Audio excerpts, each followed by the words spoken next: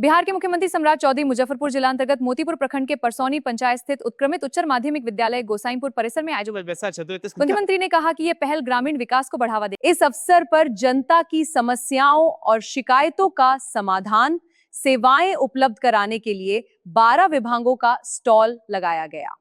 आपके मुजफ्फरपुर में भी अगले कुछ दिनों में बनकर तैयार हो जाएगा साथी, उसकी भी स्थापना हो रही। और मैंने कहा था कि मुजफ्फरपुर से भी हवाई जहाज उड़ाने का काम करूंगा। हम आपको स्वस्थ करते हैं कि अगले कुछ दिनों में मैं फिर मुजफ्फरपुर आने वाला हूं। भारत सरकार के मंत्री आएंगे या देश के गृह मंत्री जी आएंगे, उनको लेकर आऊंगा और मुजफ्फरपुर के एयरपोर्ट का शिलान्यास करने का काम करूंगा। सारी प्रक्रिया हो गई है, सारी प्रक्रिया पूर्ण कर ली गई है। उनके सिविल का जो काम करना है उसको भी टेंडर की प्रक्रिया पूर्ण कर ली गई है। रनवे के काम का भी टेंडर प्रक्रिया चल रहा करके तुरंत आने वाला।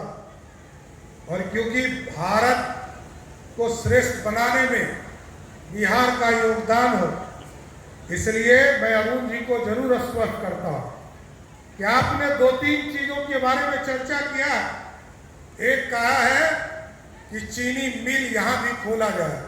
हम लोगों ने 3 चीनी मिल को सहमति दे दिया।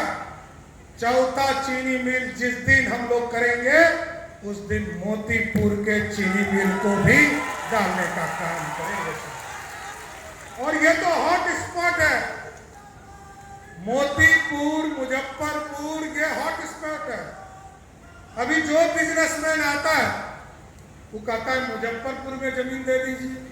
आपको बता दें कि इस अवसर पर मुख्यमंत्री सम्राट चौधरी के द्वारा 288 करोड़ की 109 योजनाओं का शिलान्यास और उद्घाटन हुआ। मुख्यमंत्री ने बाकायदा बताया कि उद्यमी योजना, आयुष्मान समेत अन्य योजनाओं से लाभान्वितों को लाभ दिया गया है। मुख्यमंत्री सम्राट चौधरी ने यह भी कहा कि मुजफ्फरपुर जिला से जल्द ही हवाई जहाज उड़ान भरेगी, प्रक्रिया सभी पूरी कर ली गई है। उन्होंने कहा कि केंद्रीय मंत्री जल्द मुजफ्फरपुर आकर इसका शिलान्यास करेंगे, वो खुद साथ में आएंगे। आपको बता दें कि उन्होंने भरोसा देते हुए कहा कि लगभग 22,000 एकड़ ज़मीन में नया शहर बसाने का काम शुरू हो चुका है, जिसका नाम तिरहुत होगा। वहीं मुख्यमंत्री सम्राट चौधरी ने यह भी कह दिया कि कुछ वर्षों में बहुत जल्द रैपिड ट्रेन की शुरुआत होगी, जो पटना से मुजफ्फरपुर आपको बेहद कम समय में पहुंचा देगी। उन्होंने कहा कि 10,000 आवेदनों में 90% से अधिक का निष्पादन कर दिया गया है। जिनका निष्पादन नहीं हुआ है, पदाधिकारी पर कार्रवाई करने की भी बात कही कि वे जल्द से जल्द कार्य करें, नहीं तो उन पर कार्रवाई होगी, गाज गिरेगा।